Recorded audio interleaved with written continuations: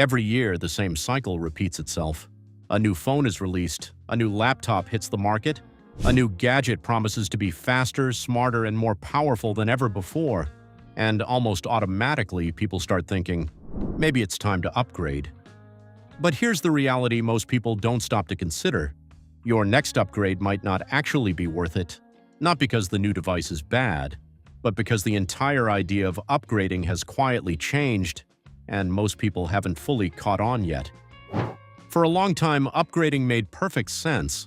If you go back even 5 or 10 years, the difference between devices was huge. A new phone didn't just feel better, it was better in ways you could immediately notice. Apps opened faster, battery life improved dramatically, cameras jumped in quality, new features changed how you used the device entirely. Upgrading felt like a real step forward, but today, that step has become much smaller and sometimes almost invisible. The first reason your next upgrade might not be worth it is something called diminishing returns. Technology has matured. Modern devices are already extremely powerful. Your current phone can handle apps, video, messaging, and most daily tasks without any real issues. Your laptop can run your workflow smoothly. Your gadgets already do what you need them to do, so when a new version comes out, the improvements are no longer dramatic, they're incremental.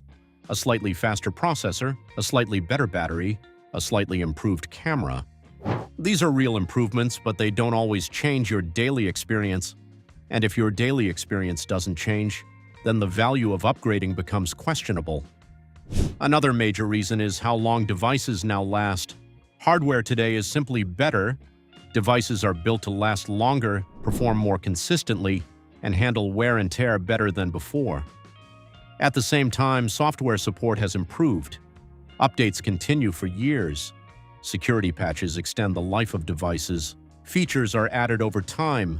So instead of replacing your phone every 1 or 2 years, many people are now holding on to devices for 3, 4, or even 5 years. And in many cases, those devices still work perfectly fine. Which creates an important question. If your current device still works well, what exactly are you gaining by upgrading?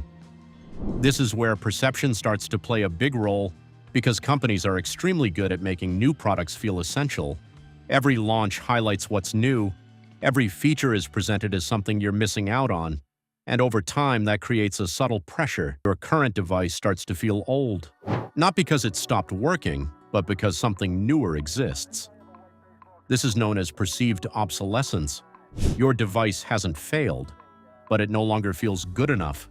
And that feeling can be powerful. It can push people to upgrade even when the practical benefit is minimal. There's also something more subtle happening beneath the surface. Your device doesn't suddenly break, it slowly declines. Apps get heavier over time. Battery performance drops. The system feels just a little slower, not enough to make it unusable, but enough to make it slightly frustrating. And that frustration builds until upgrading feels like the obvious solution. But even then, the improvement you get might not be as significant as you expect. Another reason upgrades are losing their value is because of how features are evolving. In the past, new hardware unlocked entirely new capabilities. Today, many improvements come through software, AI features, camera processing, system optimization. These upgrades are often delivered through updates, even to older devices. So instead of needing new hardware to access new features, your existing device gets better over time, which reduces the gap between old and new and makes upgrading less necessary. There's also a shift happening in what actually matters in a device. Performance used to be the main reason to upgrade. Now most devices are already fast enough for everyday use.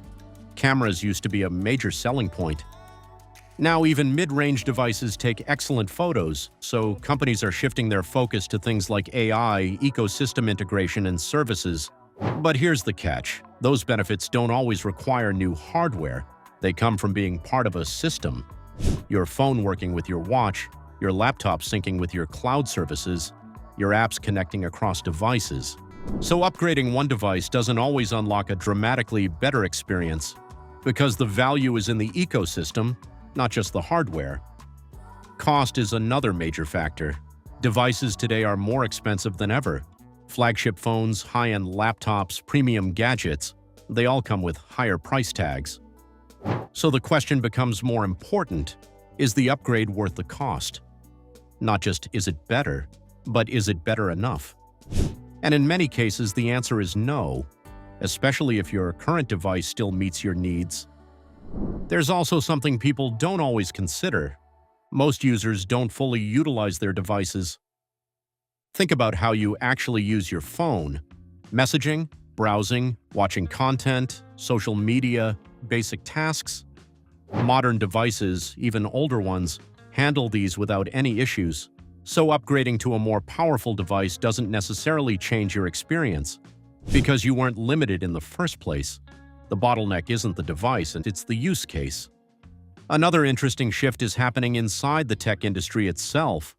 Companies are no longer relying only on hardware upgrades to make money. They're focusing more on services, subscriptions, ecosystems, ongoing engagement. This means they don't need you to upgrade as often. As long as you stay within their system, they continue to generate revenue. So the push to upgrade is less about necessity and more about maintaining the cycle. Because regular upgrades create predictable demand, but that doesn't mean they create real value for the user. Now, this doesn't mean upgrading is always a bad idea. There are times when it makes sense.